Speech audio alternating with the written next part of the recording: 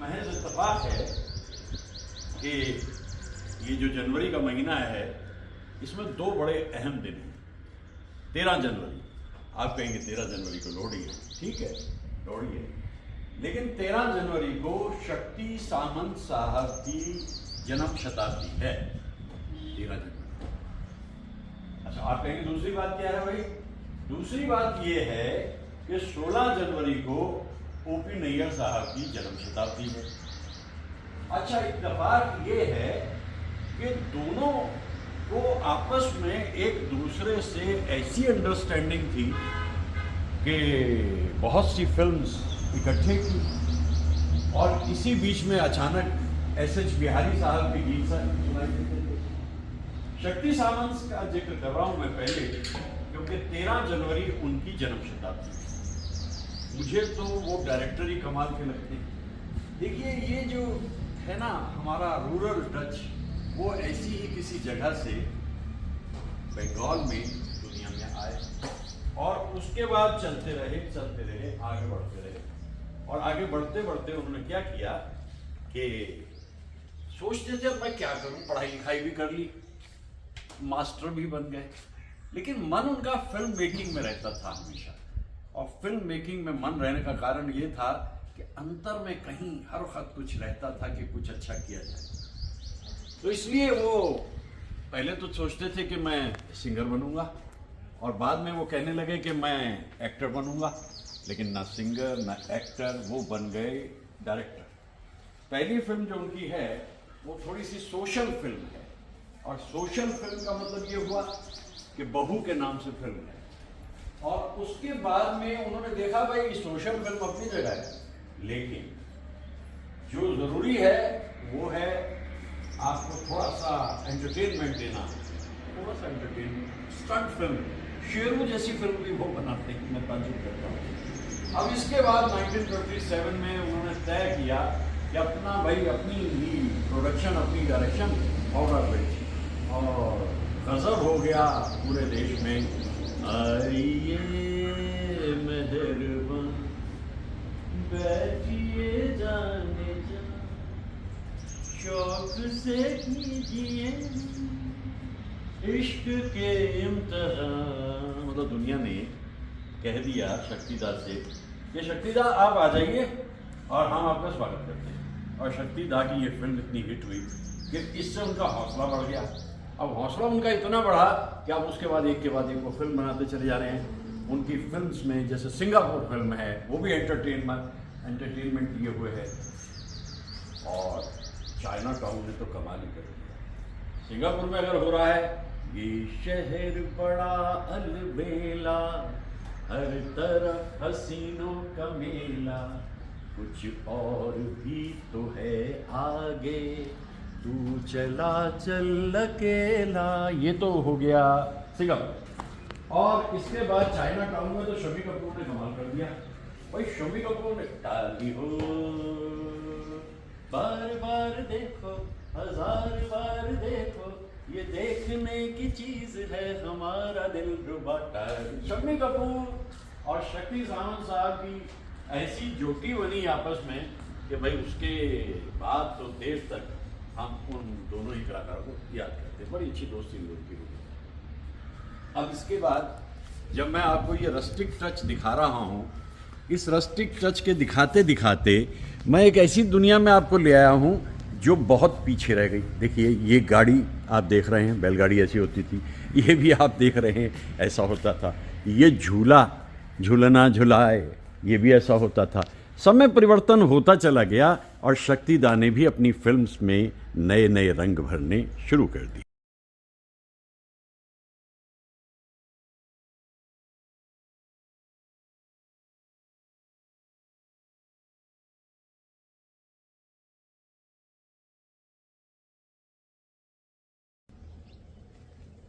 अब 1964 आते आते, 1964 का बरस आते आते शक्तिदा के मन में आया कि एक फिल्म बनाते हैं, कश्मीर की कली। अब कश्मीर की कली फिल्म बनाने के लिए शम्मी कपूर तो मौजूद हैं, लेकिन बंगाल की फिल्म से आती हुई हीरोइन शर्मिला टैगोर को उन्होंने इस फिल्म में लिया, और कली सी मासूम उनकी अपनी एक अलग सी दुनिया शर्मिला टैगोर की, और इस फिल्म के गीतों ने कमाल कर दिया। इशारों इशारों में लेने वाले, मेरी जान सीखा है तुमने कहाँ से। अब इसके अलावा जो बाकी तारीफ करूं क्या उसकी है दुनिया उसी की। इस फिल्म के ज़रिए ये जताया गया कि भाई देखिए, ओपी नैयर साहब का संगीत अगर कमाल है तो शक्ति सामंत साहब की जो डायरेक्शन है वो भी बेहतरीन है। ये फिल्म सुपर हिट मानी जाती है और इसके बाद अब उनकी मर्जी है जो चाहते हैं। यहाँ फिर आती है मेरी पसंदीदा फिल्म इसके बाद में, evening in Paris. Evening in Paris मुझे इसलिए पसंद है, बिग एंटरटेनमेंट उसमें दिखाई देता है हमें, और शंकर जयकिशन का म्यूज़िक तो कमाल था, बेहतरीन था। और इसमें भी आपको शम्मी कपूर और शर्मिला टैगोर दिखाई देते हैं। शक्ति सामंत साहब की स्टोरी जो राइटिंग की टीम थी वो बड़ी कमाल की थी, संगीत कमाल होता ही था, और डायरेक्शन में जो सेंसिटिविटी शक्ति दा में थी वो सारी की सारी वहाँ पर दिखाई थी। मैं उनके जन्म शताब्दी बरस में यानी कि 13 जनवरी को याद करते हुए उन 2026 को इन फूलों के बीच में आ गया हूँ, और ये सारे फूल जो हैं ये समर्पित हैं शक्ति सामंत साहब को। लीजिए थोड़े से और ऐड किए देता हूँ। अब ये इवनिंग इन पेरिस जो है ये बेहतरीन फिल्म बन गई। न जाने क्यों शक्ति सामंत साहब को यूँ लगा। पहले बताता चलूँ कि एक बार मैंने उनको नमस्कार किया था देवानंद साहब की बुक लॉन्च के वक्त में, वो सामने से आ रहे थे और हल्की छोटी सी बातचीत भी हुई, संजीदा दिखाई दे रहे थे बड़े। ये 2007 की बात है, 27 सितंबर का दिन था। अब यहाँ से वो सोचने लगे कि सोशल सिनेमा बनाना है, और सोशल सिनेमा क्या बनाया भाई, आराधना 1969 में सुपर हिट फिल्म बना दी, और सुपर हिट फिल्म ऐसी हुई कि इसमें दो लोगों को बहुत ज़्यादा फायदा हुआ, एक तो राजेश खन्ना को और दूसरा किशोर कुमार को। और रूप तेरा मस्ता, और यहाँ संगीत जो है, अब देखिए इत्तेफाक है कि इस फिल्म का संगीत जो है वो एस डी बर्मन साहब का है। मैं पहले आपको बताता चलूँ कि शुरू के दिनों में जब वो सिंगर बनना चाहते थे शक्ति सामंत साहब, तो वो बर्मन दादा के पास पहुँचे, भाई मैं सिंगर बनना है। उन्होंने कहा देख भाई तुम्हारी आवाज़ बहुत अच्छी है, सब कुछ है, लेकिन मैं आपको सोलो गाना नहीं दे सकता, मैं आपको कोरस में लगा सकता हूँ। तो भाई उन्होंने कहा कोरस में मुझे नहीं करना। तब वो डायरेक्टर हो गए शक्ति सामंत साहब। तो ये जो सुंदर सा जगह है, ये जो बगीचा है, एक तरीके से इन फूलों में देखिए ना कितनी खूबसूरत रंगत है। ऐसी फिल्म हिट होती चली गई। उसके बाद में अब आती है फिल्म उनकी कटी पतंग।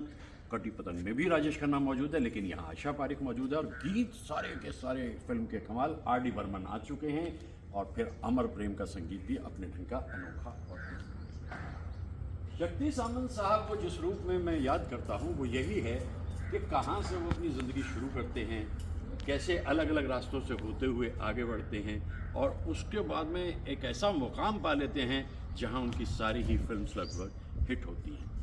लेकिन लेटर स्टेज तक आते आते वो धीरे धीरे विड्रॉ करने लग गए थे फिल्म इंडस्ट्री के जो सिलसिले हैं उनसे, और फिर उनके आगे की जो फिल्म्स हैं उन फिल्म्स में थोड़ा सा वो बात थी भी नहीं जो इस दौर में दिखाई दे रही थी, क्योंकि with the passage of time कलाकार के अंदर के जो क्रिएटिव जूसेस होते हैं वो धीरे धीरे कम होने लगते हैं। आज मैं याद करता हूँ कि देखिए 100 बरस हो गए, क्या ऐसी कौन सी कुछ जगहें होंगी कि जहाँ शक्ति सामंत साहब को कोई खिराज अकीदत दे रहा हो। मुझे दुनिया से फ़र्क नहीं पड़ता, क्योंकि ये दुनिया सिर्फ कामयाबी की मुरीद है। मैं उन कलाकारों को याद करता हूँ जिन कलाकारों ने हिंदी फिल्म्स में अपना योगदान दे करके ऐसे ऐसे फूलों को खिलाया, और हम इसलिए उनके कदरदान हैं। मैं जैसे कह रहा था, संगीत तो उनका कमाल होता था। एक फिल्म वो महबूबा बनाते हैं, और उसमें किशोर कुमार का गाना, मेरे नैना सावन भादो फिर भी मेरा मन प्यासा, ये ऐसा गाना बनाया। मैंने ये सुना है कि राजेश खन्ना को पंचम का ये गाना इतना पसंद आया कि जब भी कोई राजेश खन्ना के घर जाता था, अरे भाई मेरे गाने को ज़रा ये इसको रिकॉर्डिंग कुछ करना। तो शक्ति सामंत साहब ऐसे भाई, उनका जो हिट दौर है वो शम्मी कपूर के साथ है, और उसके शम्मी कपूर के बाद में राजेश खन्ना के साथ है। उन्होंने तजुर्बे थोड़े से अमिताभ बच्चन साहब के साथ भी किए, लेकिन वो कोई ज़्यादा, बरसात की एक रात फिल्म है, वो ज़्यादा कामयाब नहीं थी। और समय के साथ साथ ये होता है कि अगर एक जगह आपको कुछ मिल रहा है तो ऐसा नहीं कि वो हमेशा आपको मिलता है। अरे ये तो आम के ऊपर बोर आया हुआ है, अभी तो महीना ही जनवरी का है, और यहाँ मुझे आम पे बोर्ड दिखाई दे रहा है। उत्तर भारत में तो ये जाकर दिखता है कहीं अप्रैल में। ये तो प्रकृति का करिश्मा है। तो मैं इस जगह पे आकर के, खूबसूरत सी जगह पे आकर के शक्ति सावंत साहब को याद कर रहा हूँ। उनके गीतों को कैसे खूबसूरत गीत बनाते थे। चिंगारी कोई भड़के, अब पंचम कितना ज़बरदस्त जीनियस है। वो भानु गुप्ता उनके गिटारिस्ट थे, उनके हाथ से कहीं गिटार गिर गया और उसमें गिटार गिरने की वजह यह है कि उन्होंने सुर गलत लगा दिया। भानु गुप्ता ने थोड़ा सा टन टन टन इसका दूसरे साइड है और उन्होंने जो सुर लगाया तो उन्होंने कहा अरे सॉरी सॉरी हरी पंचम दा, ये सुर मैंने गलत लगाया। अरे नहीं, तुमने गलत नहीं लगा दिया, इसी सुर पे गाना बनाऊंगा। चिंगारी कोई भड़के, ऐसे ऐसे गीत को, ऐसे ऐसे गीतों को याद करते, इन फूलों को हमें उन कलाकारों को समर्पित करते रहना चाहिए। और वही मैं कर रहा हूँ। इन आम के बोर को देखकर मुझे बड़ी खुशी हुई। आम तो मेरा बड़ा प्रिय फल है और मैं यहाँ आकर महसूस करता हूँ ये जगह इतनी खूबसूरत है, ये इलाका इतना खूबसूरत है। शक्ति सावंत साहब को याद करने के लिए शायद इससे बेहतर कोई जगह हो नहीं सकती थी। आराधना के गीतों में, कटी पतंग के गीतों में, ये शाम मस्तानी, मैनरिज्म तो राजेश खन्ना का, संगीत बर्मन दादा का या बर्मन दादा के बेटे का। तो इन सब बातों को देखते हुए जब मैं यहाँ आज ये देख रहा हूँ तो मैं सोचता हूँ कि ऐसे कमाल के एंटरटेनिंग डायरेक्टर को नमस्कार और प्रणाम और याद करता हूँ।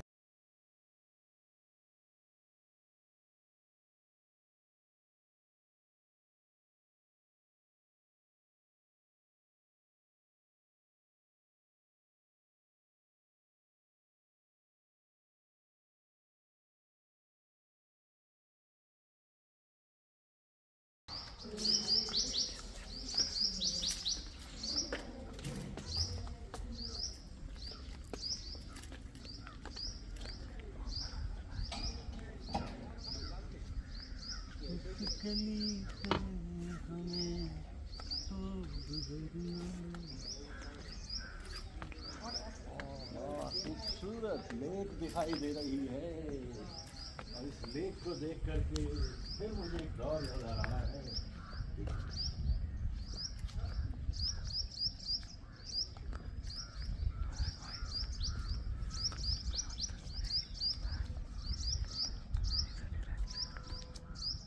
गीतों का कमाल ये है,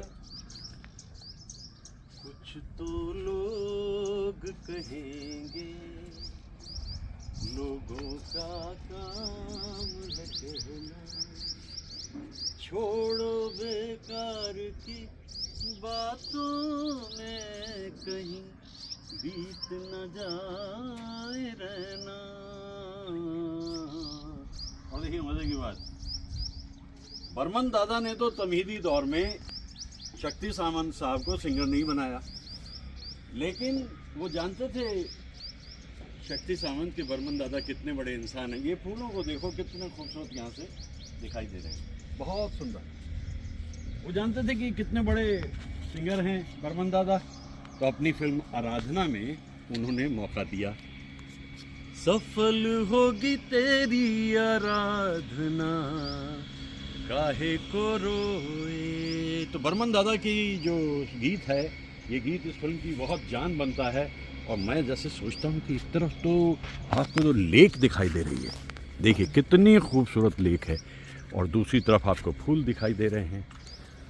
तो मैं शक्ति सावंत साहब के लिए बाकायदा इतनी दूर निकल कर आया शहर से कि देखो भाई, वो इतने सेंसिटिव डायरेक्टर थे, तो मैं भी अपनी जो डायरेक्शन इस वीडियो में दे रहा हूँ वो उतनी ही सेंसिटिव होनी चाहिए, और इतने सारे फूल शक्तिदा के हवाले होना चाहिए। इत्तेफाक ये कि ओपी नैयर साहब की भी ये सेंटिनरी है, तो हम उन्हें भी याद करते हैं। कैसे कैसे कलाकार होते थे।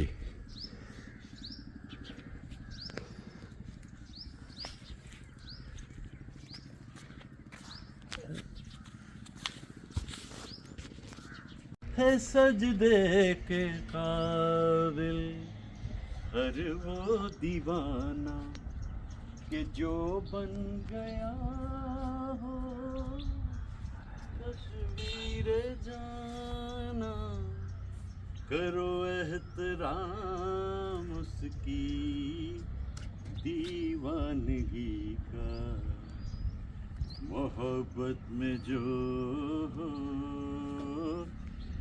गया हो किसी का, है दुनिया उसी की। कुछ होता है ज़िंदगी में, फिल्म बनाते बनाते कुछ रियलिटी भी देखने लगती है।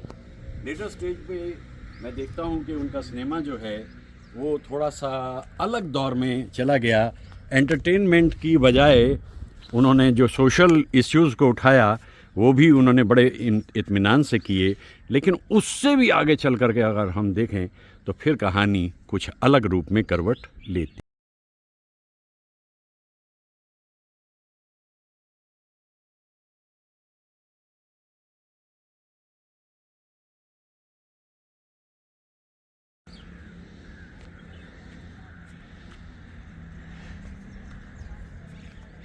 मोहम्मद रफ़ी साहब के बेहतरीन गीत और किशोरदा के तो कहने ही क्या, क्योंकि पंचम और किशोरदा की ट्यूनिंग जब चल रही थी तो वहाँ शक्ति सामंत साहब की फिल्म्स के लिए बड़े ही सुरीले गीत बनाए। कभी मजरू साहब लिख रहे हैं और कभी वहाँ पर आनंद बख्शी लिख रहे हैं, और इस तरह से एक अलग सी दुनिया में पहुँच जाते हैं शक्ति सामंत साहब। मुझे तो ऐसा लगता है कि उनका वजूद कुछ इस तरह से था, एब्सोल्युटली एक्सक्लूसिव, मतलब उनकी अपनी एक इनफरादियत जिसका जिक्र मैं अक्सर करता रहता हूँ उनकी फिल्म्स के बारे में। शक्ति सामंत साहब की दुनिया कितनी अलग थी, फूलों की दुनिया, झीलों की दुनिया। नैनीताल में जाके शूटिंग की थी कटी पतंग की, और क्या खूबसूरत अंदाज में दिखाई देता है नैनीताल का नज़ारा।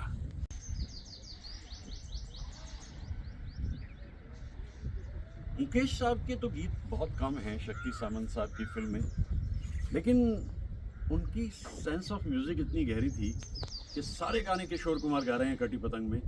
लेकिन जब एक गाना बनाकर आनंद बख्शी ने दिया कि दादा ये ज़रा कुछ अलग सा गाना है, क्योंकि इसमें राजेश खन्ना कश्ती में जा रहे हैं और ये गीत कुछ दर्दीला है।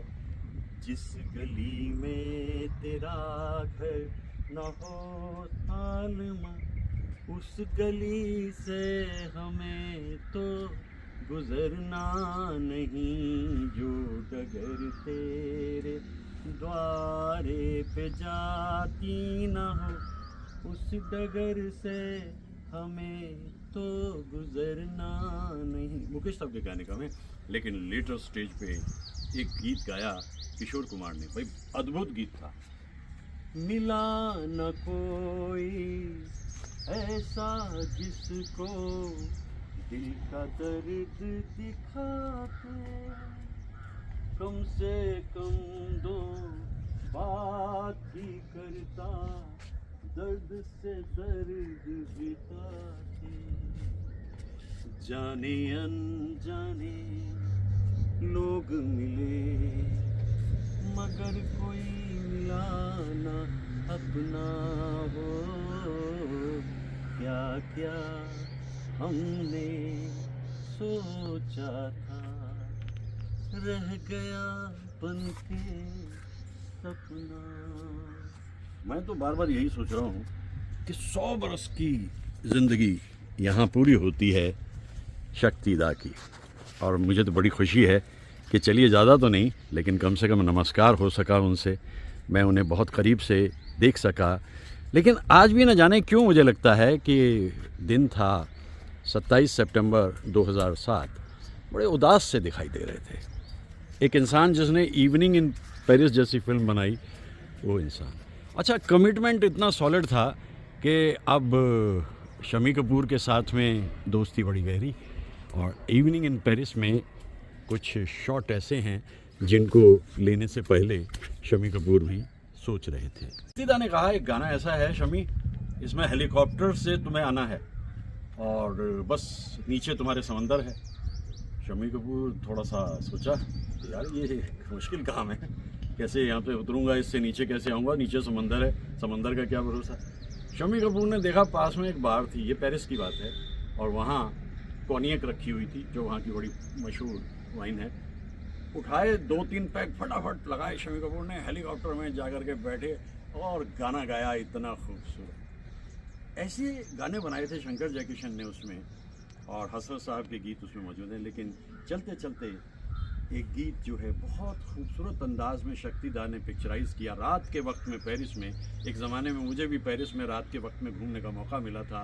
वो रोड साइड कैफ़े से होता हुआ मैं भी जाता था, लेकिन वहाँ उस वक्त मैं अकेला ही था, शम्मी कपूर के साथ शर्मिला कपूर थी। रात के हम सफ़र थक के घर को चले, झूमती आ रही है सुबह प्यार की। ये गीत मुझे बहुत पसंद है। क्या लिखा है शैलेंद्र जी ने, जाते जाते आखिरी गीतों में से उनके ये गीत है। लेकिन एक गीत पिक्चराइज होना है, उसकी शूटिंग होनी है, शक्तिदा सोच रही है इसको कैसे करें, रिकॉर्डिंग भी होनी है इसकी। और शम्मी कपूर है नहीं, जनरली शम्मी कपूर अपनी रिकॉर्डिंग्स में बैठते थे, तो वहाँ पर रफ़ी साहब से कहा, भाई रफ़ी साहब क्या कर, रफ़ी साहब मैं गा देता हूँ, कोई बात नहीं, चिंता ना करो, मैं वैसे ही सोचूंगा जैसे शम्मी कपूर। आसमान से आया फरिश्ता प्यार का सबक सिखलाने, ये गाना, इसकी रिकॉर्डिंग हो गई। शम्मी कपूर बाहर से लौट के आए, जब उन्होंने इस गाने को सुना वो सीधे मोहम्मद रफ़ी साहब के पास पहुँचे। और रफ़ी साहब ये किस तरह कीता तुसी, बिल्कुल वही जो मैं कर सकता थी तुसी कीता, कमाल दा गाना गाया रफ़ी साहब तुसी। तो रफ़ी साहब ने कहा, ओ भाई शम्मी मैं तेनों जानदा, मैनू पता एक ठुमका इधर मारेगा एक इधर मारेगा, मैं उसी हिसाब नाल गाना गांदा चला गया। ओ हो क्या ज़माना था। अब अगर मैं उस दौर को बार बार याद करता हूँ, कोई वजह तो है ना, ऐसा सुरीला, ऐसा नशीला दौर था वो। इतने सारे फूल चारों तरफ दिखाई देते थे, इतने सारे फूल, दूर से दिखाई देती थी झील, और कभी कभी वो इतना करीब आ जाती थी कि सपनों में भी झील के उस पार कोई है, ये तसव्वुर करने में कोई मुश्किलात उस ज़माने में आती नहीं थी। तो मैं तो बहुत कुछ उनके बारे में पहले भी कहता रहा हूँ, अब भी कहता रहूँगा, और ये ज़रूर कहना चाहूँगा कि एक अरसा पहले ही फ़िल्म मेकिंग का कंसेप्ट चेंज हो गया था, दौर बदल गया था, और फिर उन्होंने फ़िल्म बनानी बंद भी कर दी थी कि भाई अब ठीक है, हो गया, हर चीज़ का अंत होता है। और मुझे खुशी है कि मुझे आम पे लगे हुए बोर्ड दिखाई दे रहे हैं, यानी जनवरी के महीने में, अब कुछ ही दिन में, लेकिन ये उत्तर भारत नहीं है, उत्तर भारत में तो बोर ही जाकर लगता है अप्रैल में, और आम आते हैं जुलाई में। लेकिन यहाँ तो मुझे अभी से दिख रहा है, इस झील का असर हो सकता है, क्योंकि झील का जल जो है वो ज़मीन के नीचे से इन पौधों को बहुत कुछ देता है, और फिर ये पौधे पनपते रहते हैं।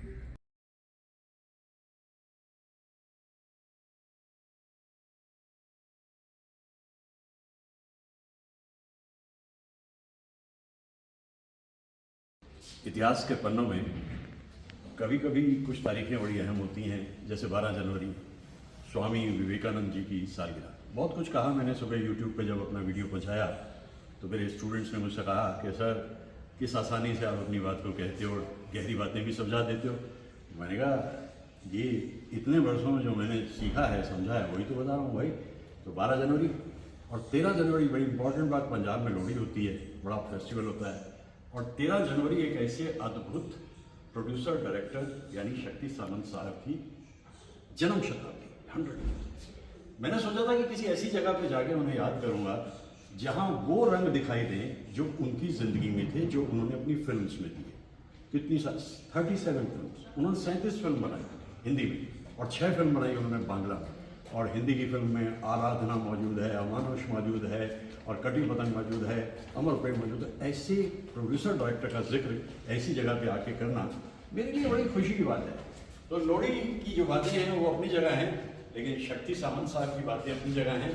और आज शाम को जब मैं इस वीडियो को पहुंचाना चाहूँगा यूट्यूब तक, तो मुझे खुशी इस बात की रहेगी कि इत्तफाकन हम यहाँ तक से गए। मुझे तो मालूम भी नहीं था कि ये कोई इतनी खूबसूरत जगह जंगलों के अंदर से होती हुई पहुँच रही है।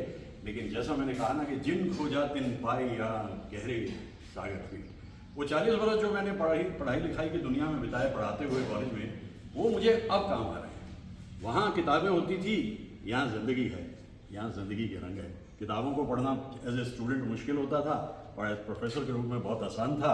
लेकिन ये रंग जो ज़िंदगी के हैं, ये आपको मिलते हैं जब आप कमरों से बाहर निकल, किताबों से बाहर निकाल कर आते हो ऐसी खूबसूरत दुनिया। तो मैं यहाँ आया हूँ तो शक्ति सावंत साहब को याद कर रहा हूँ, और अभी तो सब कुछ खत्म नहीं होने वाला। मैंने 3 दिन गए थे ना, 12 स्वामी विवेकानंद, 13 शक्ति साहब, और 14 तारीख मौजूद है कैफी आजमी साहब। उनका जिक्र मैं कहीं और जाके करूँगा। लोकेशन इसलिए चेंज करता रहता हूँ। एक शेर कभी सुना था, नज़र पर बार बन जाते हैं मंजर, और जहाँ रहियो वहाँ अक्सर ना रहियो, जगह बदलते रहियो। ये जितने रंग मुझे यहाँ दिखाई दे रहे हैं, ये सब इन महान पुरुषों के जीवन में चले जाएं, पहुँचें। वो दुनिया में नहीं रहे, लेकिन हम उन्हें याद करते हैं, क्योंकि इन रंगों से ही जिंदगी है। जैसा कि समय के साथ साथ परिवर्तन आता रहता है, ये जो रंग हैं, ये सब रंग दत्संग यानी मेरे संग, ये खूबसूरत सा माहौल, ये दिलकश नज़ारे, इन्हें देखते हुए मन के अंदर उठती हुई उमंगें, तरंगें, बेइंतहा पतंगें, भाई मुझे बड़ा अच्छा लगता है। और मैं इंतज़ार कर रहा हूँ कि मैं कब इस वीडियो को पहुँचाऊँ अपने दोस्तों तक, जो कि मैं अब शाम को पहुँचा दूँगा, क्योंकि कल यानी 13 जनवरी जो है वो शक्ति सामंत साहब की जन्म शताब्दी। बहुत बड़ा अच्छा इत्तेफाक ये है कि उनके जो पसंदीदा म्यूज़िक डायरेक्टर थे O.P. नैयर साहब, उनकी भी जो जन्म शताब्दी है वो 16 जनवरी को है। Good idea. आगे बढ़ते हैं।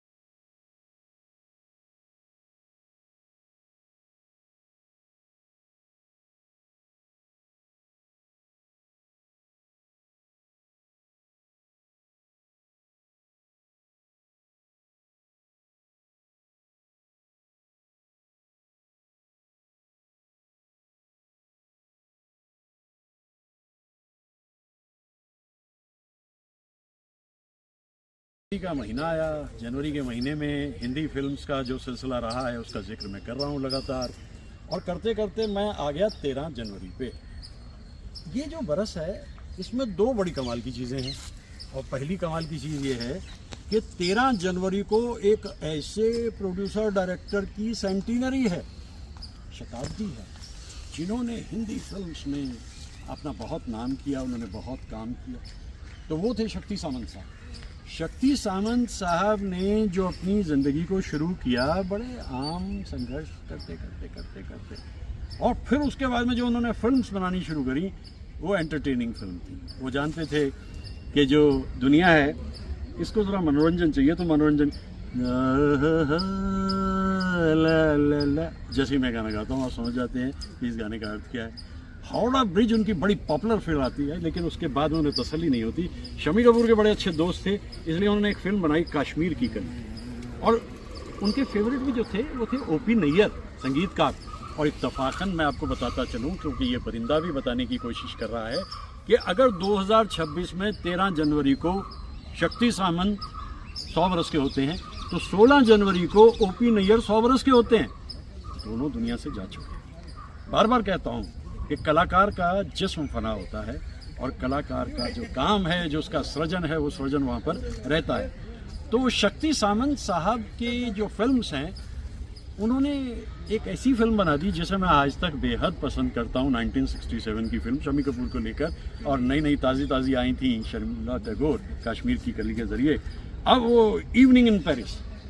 कभी कभी मेरे मित्र रामनाग राय साहब, जो कि पारिवारिक मित्र हैं उधर शक्ति सामंत साहब के, वो मुझे कहते हैं, अरे आप हमेशा कहते हो कि ये इवनिंग इन पेरिस आपको उनकी बहुत ज़्यादा पसंद फिल्म है। मैंने कहा देखिए, सोशल फिल्म जो उन्होंने बनाई वो सारी की सारी हिट हुई, लेकिन ये फिल्म भी हिट हुई, लेकिन ये इतनी फ्रेश फिल्म है और इसका संगीत शंकर जयकिशन ने जो दिया वो इतना खूबसूरत संगीत है।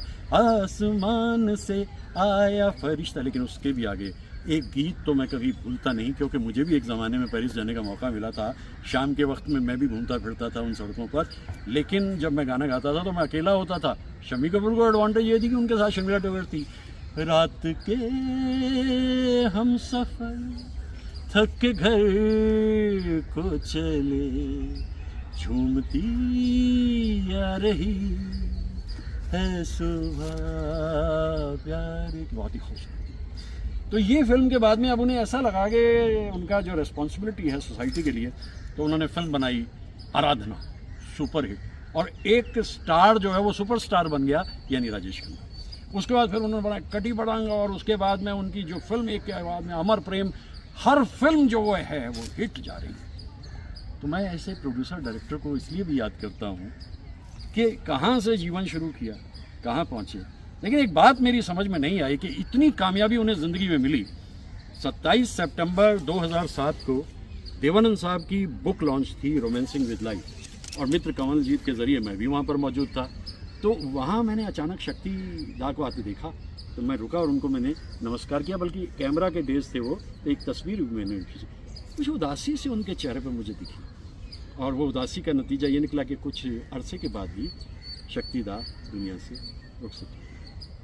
संगीत के ऊपर ऐसी पकड़ थी कि पहले ओपी नैयर के साथ में बहुत कमाल की धुनें बन रही हैं। सावन की घटा के गीत भी मुझे पसंद है, और सावन की घटा का मनोज कुमार भी मुझे बहुत पसंद है। हैंडसम इंसान शर्मिला टैगोर के साथ, और हम भी जवानी की दहलीज पर पहुंचे हुए थे। लेकिन बाद की जो उनकी सोशल फिल्म है, चिंगारी कोई भड़के कुछ तो लोग कहेंगे, आखिर की तरफ जाते जाते फिर एक फिल्म दिखती है उनके, जाने अनजाने लोग मिले मगर कोई मिला ना अपना,